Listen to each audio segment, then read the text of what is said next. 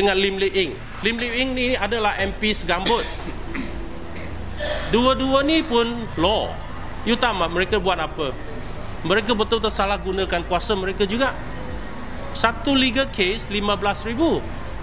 Tetapi bila mereka membagikan legal case ni kepada Lim Lee Eng, sudah jadi 55,000.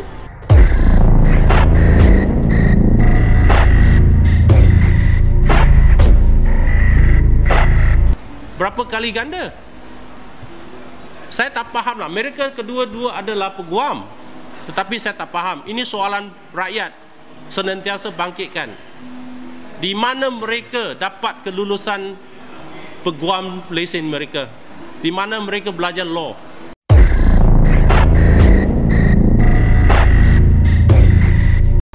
Senantiasa orang tanya. Mungkin dia orang ingat dia lawyer.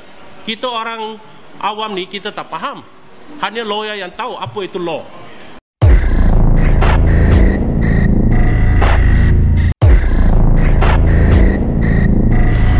Mungkinlah ini kita senantiasa fikir. So mengapa ini hal dia orang pun tak ambil tindakan?